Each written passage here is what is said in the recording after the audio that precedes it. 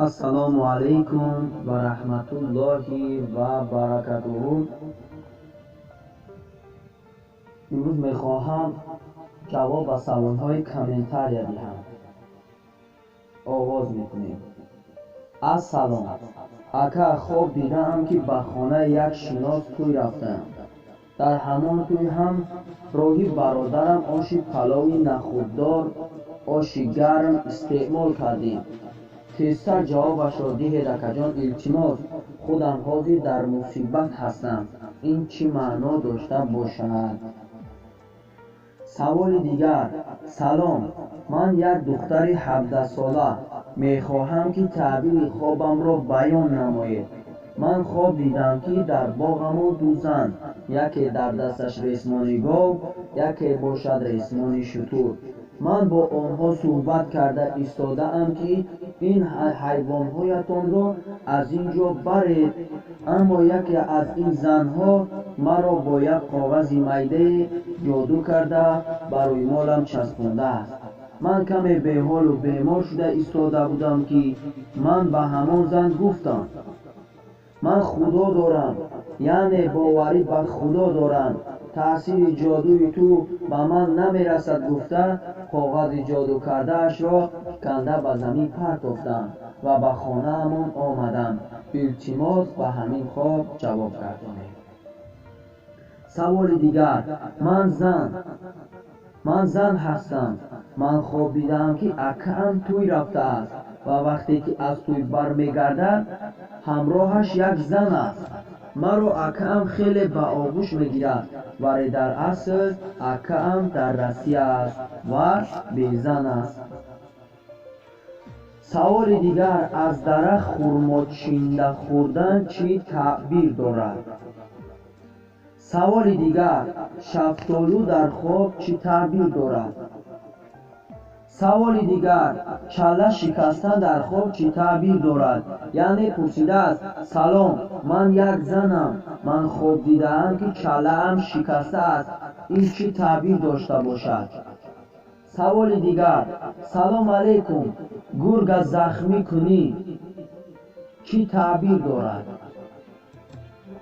سوال دیگر آمده است اکا، من زن هستم، در خواب دیدم که تابوت در درونش کودک است، کودک خویشم، اما شوهرم تابوت را برداشته است، چی تعبیر دارد؟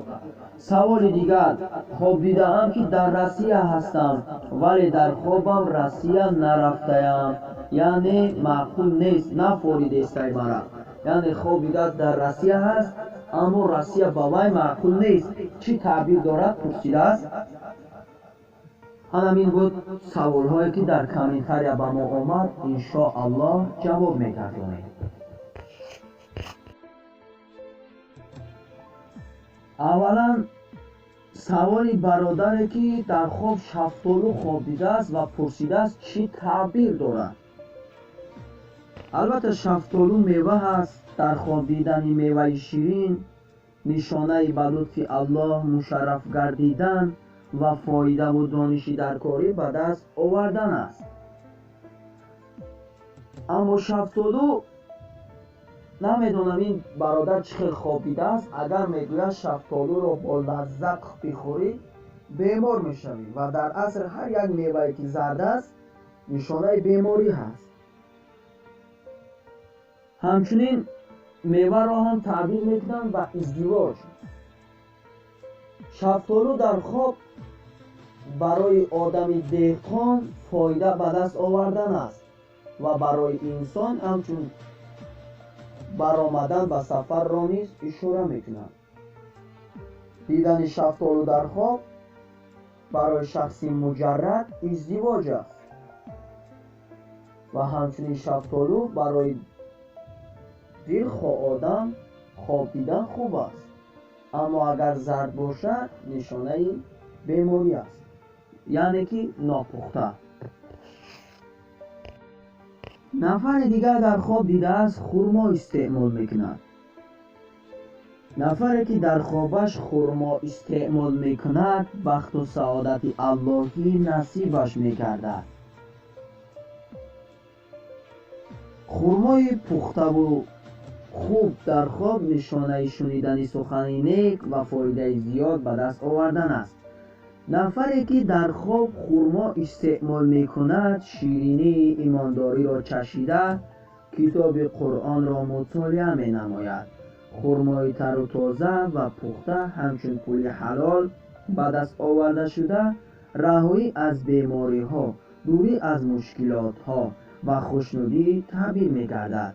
خرمای به هر طرف پاش خورده در خواب معنای بے پول ماندن را دارد. اگر مرد در خواب درختی خرما را خواب ببیند و میچیند در زرد یا سبد جمع آوری میکند در بیداری با زنی ثروتمند دانشمند و خداترس ازدواج میکند. از درختی خشکیده خرما چیدن معنای آن را دارد که شخصی خواب دیده به مصلحت شخصی بداخلاق گوش می‌دهد. گرگ در خواب دشمنی نیرومند و دلیر ولی بزرگوار و مهربان است. اگر کسی ببیند با گرگ جنگ کرد و بر آن غلبه کرد بر دشمن پیروز می شود و اگر ببیند گرگ با او غلبه کرد دشمن با او پیروز می شود و اگر ببیند گرگ را زخمی کرد و یا اینکه از او ترسید و فرار کرد از گزند دشمن امین میماند. برادر دیگر خدا از او راضی باشد میگوید در مصیبت هستم اما همراه برادرم آش میخورم، نخود دارد آش را در گرمیش میخورم. البته خوردن آش خوب است و تعبیرگران خدا رحمتشان کنه ابن سرین کرمانی میگوید سلامتی و موفقیت نصیب کسی میشود که در خواب نخود میخورد. چه نخود پخته باشد چه در درون آش باشد فرق ندارد. سلامتی و قدرت و موفقیت نصیب کسی می شود که در خواب نخود می خورد. آش را ما تعبیر کرده بودیم، آش هم خوب است نخود هم خوب است. انشاءالله خوابی خوبی است. خواب دیده است زن گفته است که انگشتری هم می شکند. انگشترین شکستنش در خواب برای زن اگر آیله‌دار نباشد جدا شدن از یار و رفیقانش هست و اگر شوهردار باشد احتمال است که از شوهر خود جدا می شود، یعنی شاید شوهرش به سفر براید و شاید اینکه به یگان جایی رود. خلاص خوابی خوب است. این هم اگر خوابی بد هم باشد برای بیننده به طرف دست چپ نگاه کرده پوف کرده 3 بار و اعوذ بالله من الشیطان الرجیم گفتن را فراموش نکند که طبق حدیث رسول الله صلی الله علیه و سلم. سوال دیگر آمده است چنانه که در بالا ذکرش کردم. یک دختر 17 ساله خدا در باغشان خواب دیده است و در آنجا 2 زن را دیده است، یکیش در دستش ریسمانیگاه و دیگرش شتر در باغ میچرانده بوده است و او گفته است که از باغ ما بروید. یکی از آنها جادو کرده است. از همه خواب بی مشکل ترینه که من همین کانال ما آغاز کردم تعبیر کردن و کامنتریه هایی که جواب دادم از همه خواب مشکل همین برای من افتاد، زیرا در اینجا زن، شتر، گاو، ریسمان، جادو، باغ، خلاص هر یک چیزی که این خانم برای ما ذکر کردن هر یک کدامش ما تعبیر کردیم و به خلاصه آمدیم که البته دیدن باغ در خواب از اسلام است، خواه از خود باشد خواه از دیگر کس باشد، هر یک جایی که چی باغ میبینی از اسلام است. یعنی ایمان و اسلامی همون شخص خواب دیده اشاره میکند. و زن اگر زن را خواب بیند، زن برای زن اگر زن را خواب بیند ناشناس باشد دشمن است. و همچنین گاو شتر برای خواب دیده همچون دشمن تعبیر میگردد و همچنین غم و غصه. خلاص تعبیر کردیم کسی که چنین خواب را دیده است برای اسلام و احسان او 2 دشمنی هست و او را از راه بیراه کردن میخواهند و البته این خوب جواب گردانده است و گفته است من از خدا میترسم و من خدا دارم انشاءالله خوابی نیک است، خوابی خوب است. اما از آن دو زن شما باید چیکار کنید؟ احتیاط کنید، زیرا آنها به دین شما ضرر دادن میخواهند.